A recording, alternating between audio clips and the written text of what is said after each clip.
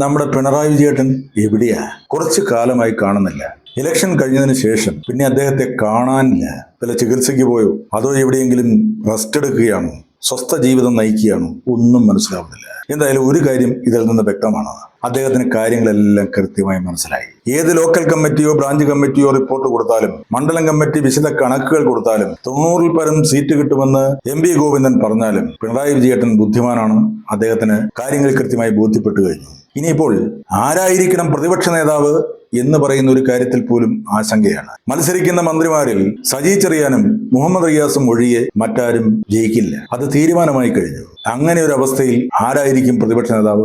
സജി ചെറിയാനെ പ്രതിപക്ഷ നേതാവാക്കിയാൽ വിടുവായത്തം കൊണ്ട് നിയമസഭ കുളമാക്കുമെന്ന് പിണറായി വിജയൻ സഹാവിന് അറിയാം. അതുകൊണ്ട് വിജയേട്ടൻ ആ റിയാസിനെ പ്രതിപക്ഷ നേതാവാക്കിയാൽ ദേ മരുമകനെ കൊണ്ടുവന്ന് വീണ്ടും പ്രതിപക്ഷ നേതാവാക്കി എന്ന് പറയും. ഇതാവും അവസ്ഥ. പക്ഷേ അങ്ങനെ ഒരു സാധ്യത ഞാൻ കാണുന്നില്ല. ഇത്തവണ LDFന് പരാജയം സംഭവിക്കുമ്പോൾ പിന്നെ പിണറായി വിജയേട്ടന്റെ വാക്കുകൾക്ക് ആരും വില കൊടുക്കാൻ പോകുന്നില്ല. ആരും അത് മുഖവിലക്കെടുക്കില്ല. ചില വീട്ടിൽ മുത്തശ്ശന്മാരൊക്കെ ഉണ്ടല്ലോ, വലിയ അഭിപ്രായം പറഞ്ഞുകൊണ്ട് വരുമ്പോൾ ചെറുപ്പക്കാർ പറയും, മുത്തശ്ശൻ അവിടെ ഞാൻ അടങ്ങിയിരിക്കുക, ഞങ്ങൾ കാര്യങ്ങളൊന്നും തീരുമാനിക്കട്ടെ, എന്തെങ്കിലും ഉണ്ട് അറിയിക്കാം, ഉവ്വ എന്ന് പറഞ്ഞ് മുത്തശ്ശൻ ആ ചാരു കസേരയിലേക്ക് ചായും. അവിടെ ഇരുന്നുകൊണ്ട് എല്ലാം കേൾക്കും. അഭിപ്രായങ്ങളുണ്ടെങ്കിലും പുറത്തു പറയാൻ പറ്റില്ല. കാരണം കുടുംബം മുടിച്ച് മുത്തലയിട്ടയാളാണ്. പാർട്ടി മുടിഞ്ഞു, കേരളം മുടിഞ്ഞു, ഇതെല്ലാം തന്റെ കയ്യിലിരിപ്പുകൊണ്ടാണ് എന്ന് ജനങ്ങൾ പറഞ്ഞു തുടങ്ങിയിരിക്കുന്നു. അതുകൊണ്ടാണല്ലോ ഇത്തവണ 3-ാം വട്ട അധികാരം കിട്ടാതെ പോയത്. പിണറായി വിജയേട്ടന്റെ മുഖം മാത്രം ഫ്ലക്സിൽ വെച്ചുകൊണ്ട് LDF അല്ലാതെ മറ്റാര് എന്ന് പറഞ്ഞപ്പോൾ യഥാർത്ഥ പാർട്ടി വിശ്വാസികൾ പോലും ദേഷ്യം കൊണ്ട് മുഖം ചുവന്നു. അദ്ദേഹത്തെ കാണുമ്പോൾ മുഖം ധരിച്ച് നടക്കാൻ തുടങ്ങി. അങ്ങനെ ഒരുപാട് അപകടങ്ങൾ വരെ റോഡുകളിൽ ഉണ്ടായെന്നാണ് പറയുന്നത്. എവിടെ നോക്കിയാലും ഫ്ലക്സ്, 10 അടി വെച്ച് ഫ്ലക്സ്.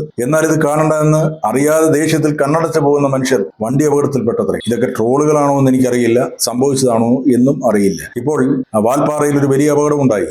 ഒരു ഫ്ലെക്സ് കണ്ട് കണ്ണടച്ച ഡ്രൈവറാണെന്ന് ഞാൻ എവിടെയോ ട്രോള് കണ്ടു. ആ മരിച്ചുപോയവരുടെ ആത്മാവിന് നിത്യശാന്തി നേർന്നുകൊണ്ടാണ് ഞാൻ ഈ ട്രോളിനെ കുറിച്ച് പറയുന്നത്. ഇത് പറയാൻ മറ്റൊരു കാരണവുമുണ്ട്. പരസ്യ ബോർഡുകൾ വെക്കുമ്പോൾ അതിൽ മനുഷ്യനെ വഴിതെറ്റിക്കുന്ന ചിത്രങ്ങൾ ഉണ്ടാവാൻ പാടില്ല എന്നൊരു നിയമം പോലും ഉണ്ടായി. അതായത് അർദ്ധനഗ്നരായ സ്ത്രീകൾ അല്ലെങ്കിൽ ചെറുപ്പക്കാരെ ആകർഷിക്കാൻ വേണ്ടി ഉണ്ടാക്കുന്ന ചില പോസ്റ്ററുകൾ, അതൊന്നും പാടില്ല എന്ന് നിയമം വരെയുണ്ട്. ചെറുപ്പക്കാരെ ആകർഷിക്കുന്ന പോസ്റ്ററുകളല്ലാതെ ചെറുപ്പക്കാരെ വെറുപ്പിക്കുന്ന പോസ്റ്ററുകളും ചെയ്യാൻ പാടില്ലെന്ന് ഒരു നിയമം ഉണ്ടാക്കേണ്ടതായിരിക്കും. എന്റെ സങ്കടം അതല്ല.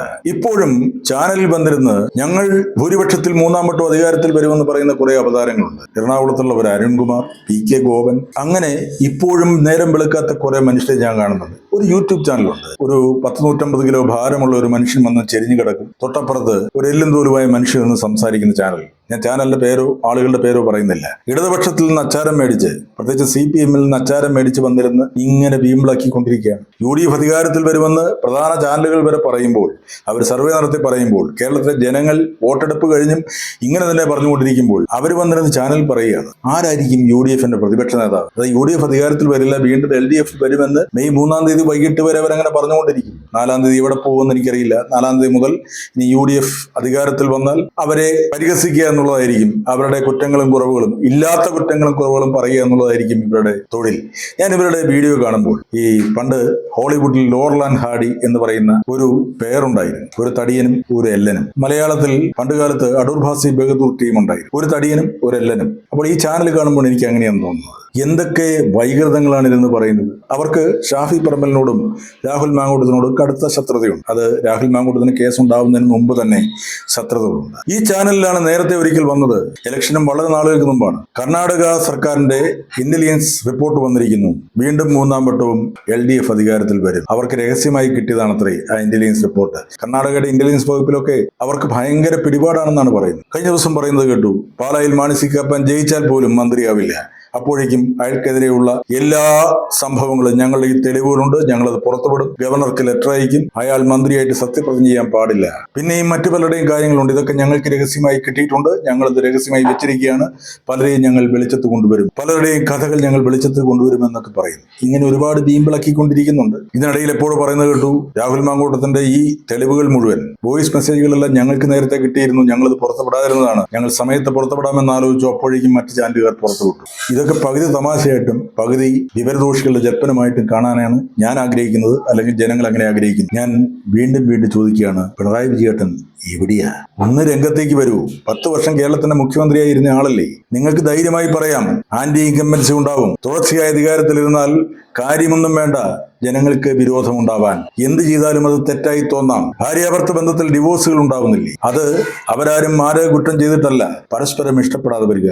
ജനങ്ങൾക്ക് അങ്ങനെ ഒരു ഇഷ്ടക്കേട് ഉണ്ടായിട്ടുണ്ടാവും. അതുകൊണ്ട് ഞാൻ കുറ്റക്കാരനല്ല, ഇനി ഞാൻ കുറ്റക്കാരനാവണമെങ്കിൽ കുറ്റം മുഴുവൻ ഏറ്റെടുക്കുന്നു. എന്തായാലും താങ്കൾ ജയിക്കും, വിജയേട്ടൻ ജയിക്കും. വിജയേട്ടന് നിയമസഭയിൽ വന്ന് അവസാനത്തെ പ്രസംഗം നടത്തി യാത്ര പറഞ്ഞ് വേണമെങ്കിൽ പോകാം. ഇപ്പോൾ മാധ്യമങ്ങളുടെ മുമ്പിൽ വരൂ വിജയേട്ട, ധൈര്യമായിട്ട് വരൂ. ഞങ്ങൾ 3-ാം വട്ടം അധികാരത്തിലെത്തും, ഞങ്ങൾ 90-ലധികം സീറ്റുമായി അധികാരത്തിൽ വരുമെന്ന് 3-ാം തീയതി വരെ പറഞ്ഞുകൂടെ? 4-ാം തീയതി നമുക്ക് പറയാനൊരു മറുപടി ഉണ്ടാവും. ജനങ്ങളുടെ വിധി ഞങ്ങൾ സ്വീകരിക്കുന്നു, ഞങ്ങൾ ജനങ്ങളോടൊപ്പം പ്രവർത്തിക്കും. ഞങ്ങളുടെ കണക്കുകൂട്ടലുകളിൽ ചില പിഴവുകൾ സംഭവിച്ചു പോയി. ആ പിഴവുകൾ എന്താണെന്നൊന്നും പറയണ്ട. ആ പിഴവുകൾ എണ്ണി പറഞ്ഞാൽ ജി സുധാകരൻ എന്ന് പറയുന്ന തലമുതിർന്ന ഒരു നേതാവിനെ, കറകളഞ്ഞ ഒരു നേതാവിനെ, കറപ്ഷൻ ഇല്ലാത്ത ഒരു നേതാവിനെ നിങ്ങൾ പാർട്ടിയിൽ നിന്നും മാറ്റി നിർത്തിയതാണ് ഏറ്റവും വലിയ കുറ്റം.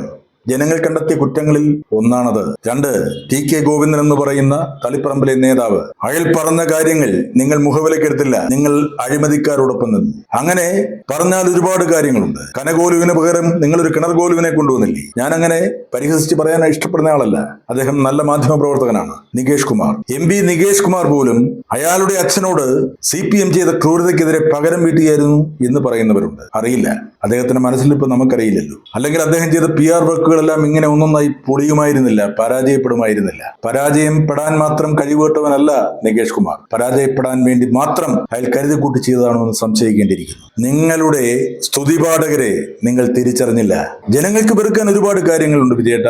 P. ജയരാജൻ എന്ന് പറയുന്ന കണ്ണൂരെ യഥാർത്ഥ കമ്മ്യൂണിസ്റ്റ് ഉണ്ടല്ലോ, പാർട്ടിയുടെ സംസ്ഥാന സെക്രട്ടേറിയറ്റിൽ പോലും എത്താൻ കഴിയാത്ത ഒരു മനുഷ്യൻ, വെട്ടേറ്റ് കൈക്ക് അംഗഭംഗം വന്ന മനുഷ്യൻ. ആ മനുഷ്യന്റെ മക്കൾ ഓട്ടോറിക്ഷ ഓടിച്ച് ജീവിക്കുകയാണ്. നിങ്ങളുടെ മകൾ മാസപ്പടി മേടിച്ച് കോടികൾ മേടിച്ച് സുഖമായി ജീവിക്കുകയാണ്, മന്ത്രിപത്നിയായി ജീവിക്കുകയാണ്. നിങ്ങളുടെ മകൻ വിദേശത്ത് ബിസിനസ് ചെയ്യുന്നു, ജോലി ചെയ്യുന്നു, കോടിക്കണക്കിന് രൂപ സമ്പാദിക്കുന്നു. ഇങ്ങനെയുള്ള കാര്യങ്ങൾ കാണുമ്പോൾ ജനങ്ങൾ വെറുത്തുപോകും. നല്ല നേതാക്കന്മാരെ 2 വർഷത്തെ ടേം കണ്ടീഷൻ പറഞ്ഞുകൊണ്ട് മാറ്റി നിർത്തുക. ഇത്തവണ ആ നിയമങ്ങളെല്ലാം മാറ്റി 3-ാമതും മത്സരിക്കാൻ പലർക്കും അവസരം കൊടുക്കുക. ഇതൊക്കെ ജനങ്ങൾ കാണുന്നുണ്ട് വിജയേട്ട.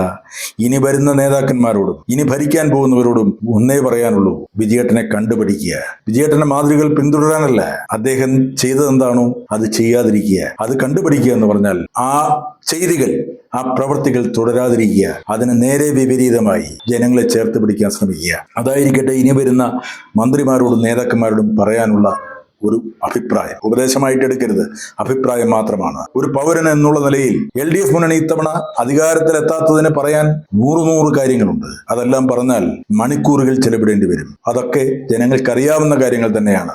ഇപ്പോൾ വിജയേട്ടൻ ഒരാഴ്ചയായി മാറി നിൽക്കുന്നത് കൊണ്ട്, വിജയേട്ടനെ കാണാത്തതിലുള്ള സങ്കടം കൊണ്ടാണ് ഞാനിങ്ങനെ ഒരു വീഡിയോ ചെയ്യുന്നത്. പ്രിയപ്പെട്ട വിജയേട്ട, തിരിച്ചു വരൂ, ഇങ്ങനെ ഒളിവിൽ പോകരുതേ പ്ലീസ്.